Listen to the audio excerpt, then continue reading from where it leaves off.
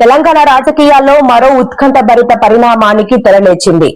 కాంగ్రెస్ ప్రభుత్వ వైఫల్యాలను, ప్రాజెక్టుల నిలిపివేతను నిరసిస్తూ బీఆర్ఎస్ సీనియర్ నేత మాజీ మంత్రి తన్నీరు హరీష్ రావు సంచలన ప్రకటన చేశారు. త్వరలోనే తాను క్షేత్రస్థాయిలోకి వెళ్లనున్నట్లు వెల్లడించారు. మీరందరూ ఓకే అంటే ఆ బసవేశ్వరుడి స్ఫూర్తితో మనం పెద్ద ఎత్తున పాదయాత్రకు కూడా శ్రీకారం చుడదాం. త్వరలో బసవేశ్వర టు సంగమేశ్వర, మన బసవేశ్వరునికి విగ్రహానికి నారాయణకేల్లో దండేసుకొని జరాసంగంలోని ఖ్యాతకి సంగమేశ్వర దాకా నడుద్దామా? ఎంతమంది నడుస్తారు పాదయాత్రకు? మీరు నడిమిట్లు ఆగుతారా, కొనెళ్తారా?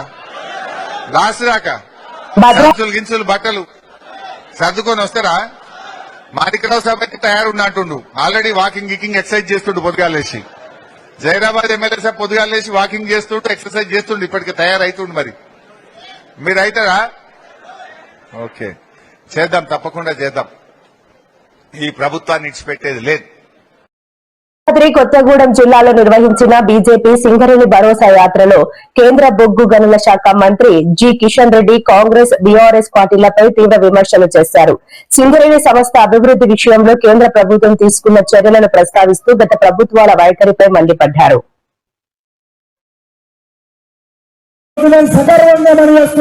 ఒక తెలంగాణ బిడ్డగా, హోంశాఖ మంత్రిగా నేను మోడీ గారిని అనేక సార్లు కలిసి ప్రధానమంత్రి గారికి చెప్పాను, మా సింగరేణి కష్టాల్లో ఉంది, మా సింగరేణి ఇబ్బందుల్లో ఉంది, సింగరేణి కార్మికులు ఆందోళనతో ఉన్నారు, ఈ సింగరేణి ఆదుకోవాలి మనం అని చెప్తే పెద్ద మనసు చేసుకొని న్యాయశాఖ అనుమతులు తీసుకొని వాళ్ళ యొక్క ఒపీనియన్ తీసుకొని ఈరోజు ఈ యొక్క తాడిచెర్లతో ఈ యొక్క సింగరేణికి కేటాయించామని చెప్పడానికి నేను గర్వపడతా ఉన్నాను.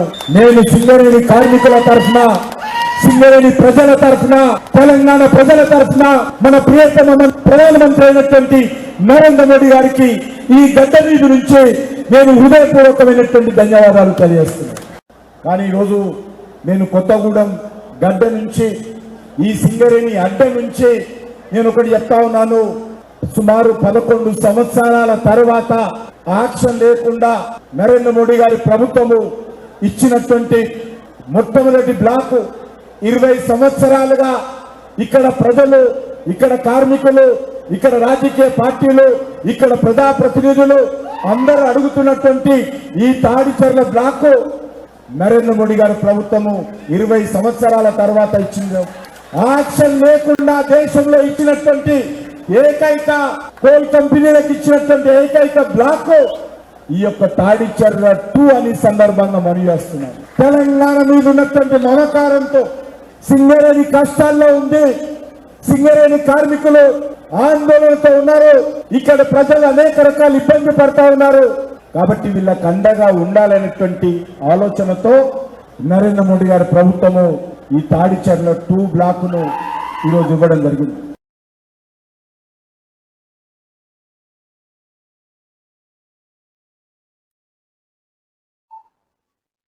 తెలంగాణలో అధికారంలో ఉన్న కాంగ్రెస్ ప్రభుత్వంపై బీఆర్ఎస్ మంత్రి జగదీష్ రెడ్డి తీవ్ర స్థాయిలో విమర్శలు గుప్పించారు. రాష్ట్రానికి బీజేపీ ఏ విధంగా అన్యాయం చేస్తోందో కాంగ్రెస్ సైతం అదే బాటలో పయనిస్తోందని ఆరోపించారు. ప్రస్తుత ప్రభుత్వాన్ని ఆయన హైబ్రిడ్ కాంగ్రెస్ గా అభివర్ణించారు.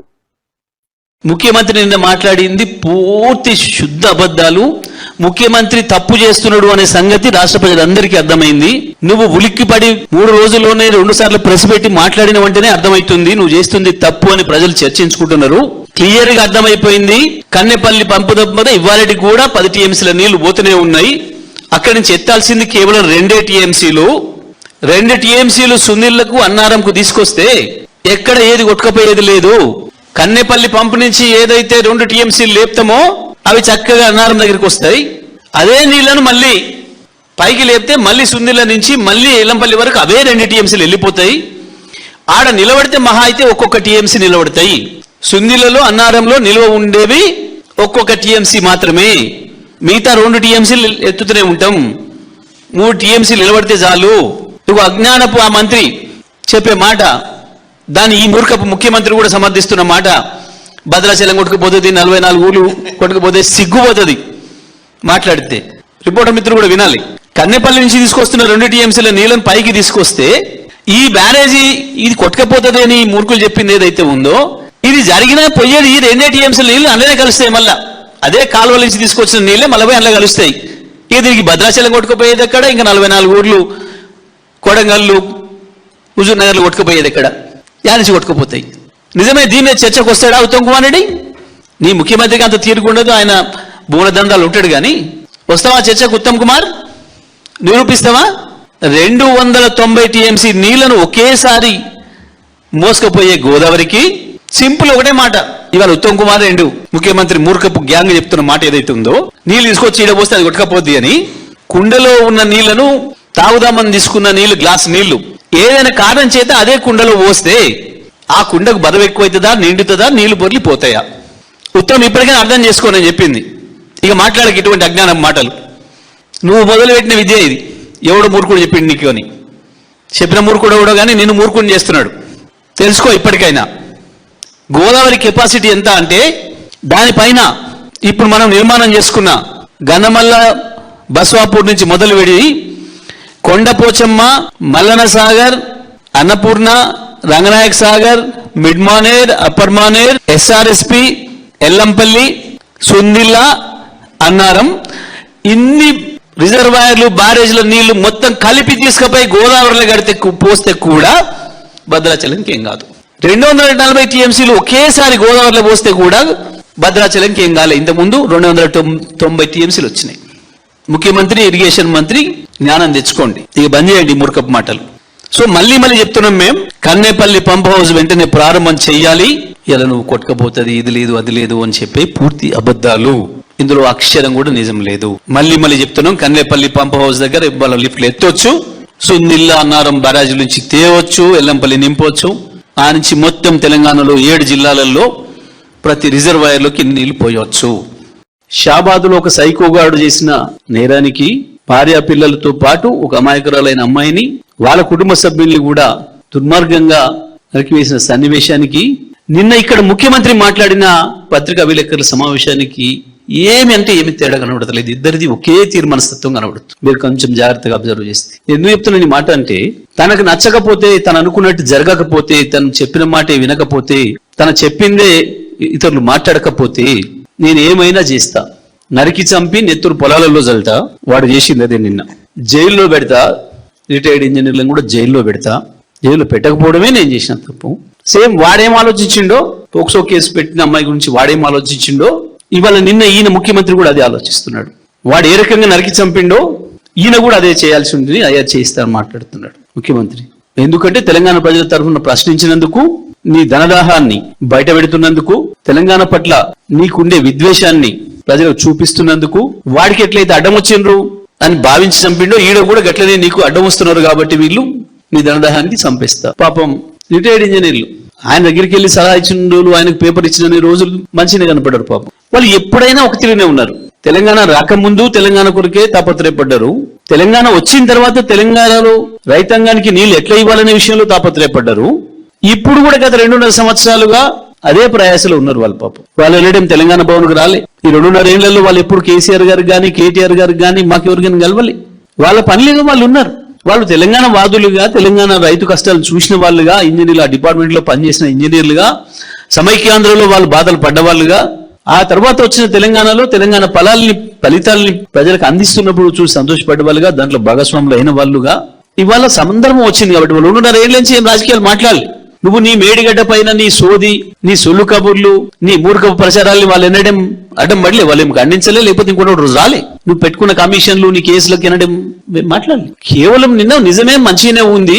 కన్నేపల్లి నుంచి సుందిల్లా, అన్నారంలో నీళ్ళు తీసుకురావచ్చు, ఇవ్వచ్చు.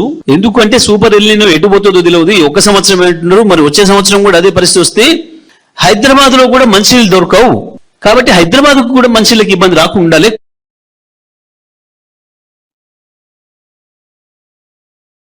కూటమి ప్రభుత్వం ఇచ్చిన ఎన్నికల హామీలు నెరవేర్చాలని డిమాండ్ చేస్తూ విజయవాడలో ఉద్యోగ సంఘాల ఫెడరేషన్ వినూత్న నిరసనకు దిగింది. చంద్రన్న బోడిగుండు పేరుతో ఫెడరేషన్ చైర్మన్ వెంకట్రామరెడ్డితో పాటు పలువురు నేతలు గుండు చేయించుకుని ప్రభుత్వంపై నిరసన వ్యక్తం చేశారు.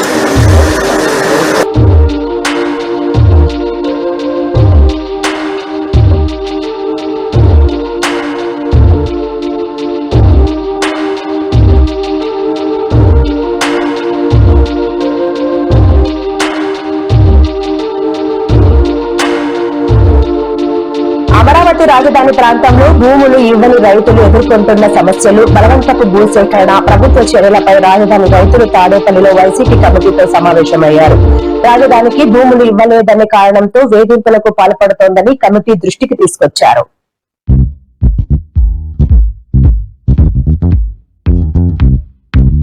మెట్రో ఉదయం న్యూస్ కి స్వాగతం. యాదగిరిగుట్ట దేవస్థానం ట్రస్ట్ బోర్డు సభ్యురాలు ఈశ్వరమ్మ యాదవ్ పై యూత్ కాంగ్రెస్ అధ్యక్షుడు జట్టిడి శివచరణ్ రెడ్డి అనుచిత వ్యాఖ్యలు చేశారు. బీసీ మహిళను, యాదవ సమాజాన్ని అవమానించినందుకు శివచరణ్ రెడ్డి వెంటనే బహిరంగ క్షమాపణ చెప్పాలని బీసీ యువజన సంఘం నేత వీరమల్ల కార్తీక్ గౌడ్ డిమాండ్ చేశారు.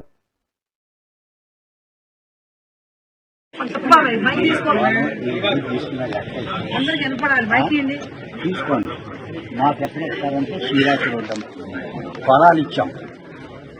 చెంగపూరాలకు ఇచ్చిన దాంట్లో 2 ఎకరాలు తీసుకొచ్చి వాగులో కొట్టాడు నారాయణ లాడర్ అని. ఎవరు చెప్పుకోవాలి నీళ్లు పట్టినాయి. మరి ఆయన కొట్టమంటే వాళ్ళు కొట్టింది ఇంతరోజు నీళ్లు పట్టినాయి. ఈ ఇల్లు ఇచ్చి మేము బొచ్చలు పట్టుకొని బజార్లో తేడాడుకుని అడుక్కున్నాం కదా. అది సింగపూర్ ఆ శ్రీరాశులు ఉంటాం అవసరం ఉంది. మా మొత్తానికి ఒకసారి ఎందుకంటే ఎవరి కాల్స్ ఇచ్చానుకో హైదరాబాద్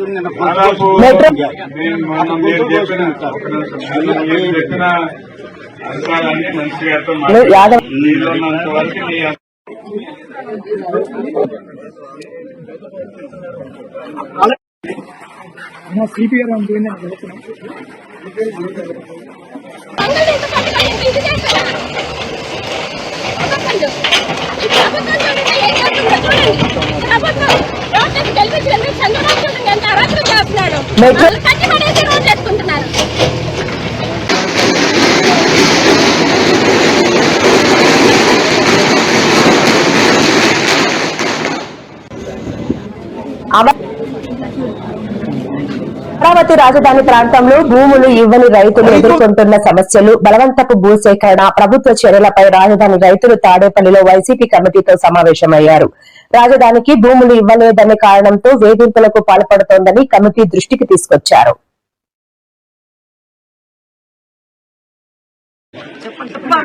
రైతుల దగ్గర నుంచి పొలం లాక్కునేటప్పుడు మాత్రం 2,47,00,000 ఇస్తారు. ఏంటి అన్యాయం? నేను ఒక మాట మాట్లాడతా. Square feet 20,000 పైచీలు కట్టిస్తున్నాడు. 2 ఎకరాల 75 సెంట్కి 6 కోట్లు 7 కోట్లు ఇస్తే ఏం నష్టం జరిగింది ప్రభుత్వానికి చెప్పండి, నాకు అర్థం కాదు.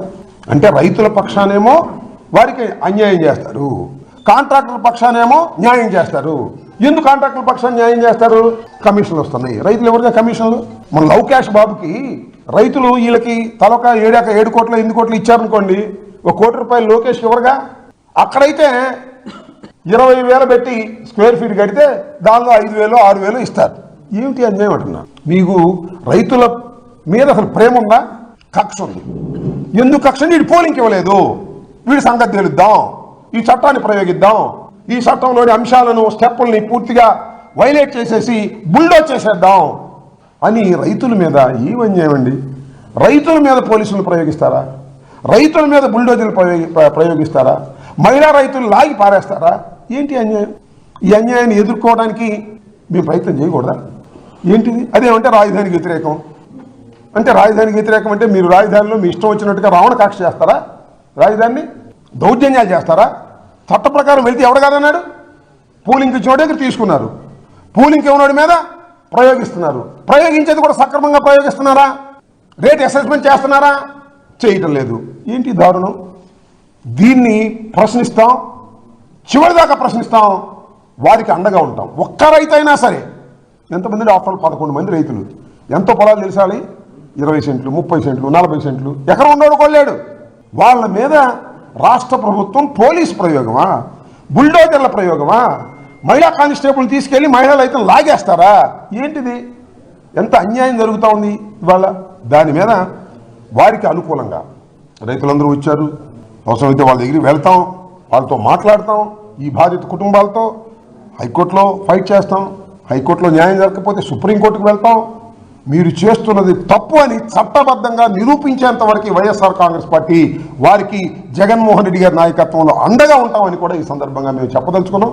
మళ్ళా రిపీటెడ్గా సమస్య వచ్చినప్పుడల్లా మళ్ళా రైతులతో సమావేశం అవుతాం. అంతేకాదు, అడగని వారికి కూడా కాకితో కబురు చేసినా కూడా వారికి సహాయం చేస్తాం లీగల్గా. ఈరోజు సిఆర్డిఏ రైతుల పరిరక్షణ కమిటీ మరొకసారి సమావేశం కావడం జరిగింది. రైతుల యొక్క సమస్యలు మరొకసారి వినిపించేటటువంటి ప్రయత్నం అక్కడ బాధితులైన రైతులు మా ముందుకొచ్చి కొన్ని విషయాలు. మొన్న శుక్రవారం రోజు అతి దారుణంగా రాష్ట్ర ప్రభుత్వం పోలీసు బలగాలను పంపించి 2 ఎకరాల 75 సెంట్లలో 11 మంది రైతులు ఉంటే పంటలు ఉండంగానే రైతుల్ని పక్కకు నెట్టేసి దౌర్జన్యంగా బుల్డోజర్లతో పొలాల్ని పంటల్ని దాన్ని ఈ 11 మంది రైతులకు కూడా ఏం చెప్పలా. బుల్డోజ్ చేసిన తర్వాత వాళ్ళ ద్వారా వీళ్ళ ద్వారా తెలుసుకున్నారు.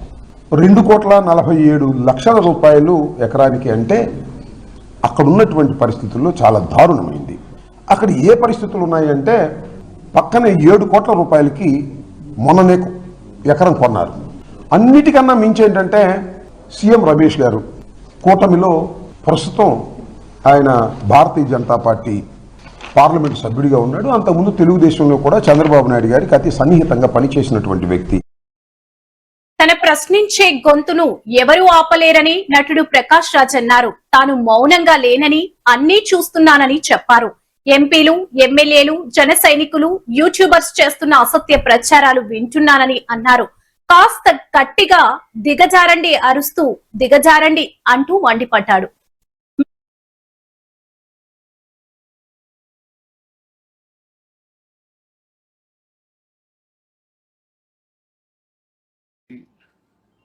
నేను మౌనంగా లేదు, అన్నీ చూస్తున్నా. ఎంపీలు, ఎమ్మెల్యేలు, వాళ్ళ ఇన్ఫ్లుయెన్స్తో జన సైనికులు, కొందరికి అమ్ముడుపోయిన ఛానళ్ళు, యూట్యూబర్సు, సోషల్ మీడియాలో మీ అబద్ధాలు, మీరు కట్టుతున్న కాల్పనిక కథలు, మీ బూతులు అన్నీ వింటున్నా. మీ అందరికీ నా సమాధానం ఇంతే: దిగజారండి, దిగజారండి, దిగజారుతూనే ఉండండి. ఇది మీ దిగజారుడుతనానికి ఆరంభం మాత్రమే. మొత్తం ప్రపంచం మీ దిగజారుడుతనాన్ని చూస్తోంది. సో దిగజారడం సామర్థ్యం పైన మీకున్న నమ్మకాన్ని మాత్రం దిగజారనివ్వకండి. కాస్త గట్టిగా దిగజారండి, అరుస్తూ దిగజారండి, 4 వైపుల నుండి దిగజారండి, సిగ్గు లేకుండా దిగజారండి. దిగజారడంలో మీకు మీరే సాటి అనే గర్వంతో దిగజారండి. మీరెంత అరిచినా, ఎన్ని కథలు చెప్పినా అలాంటి ప్రశ్నించే గొంతుని ఆపలేరు. సో కానివ్వండి, మీ పని మీద మీరు ఉండండి. దిగజారండి, దిగజారండి, దిగజారుతూనే ఉండండి. Just asking.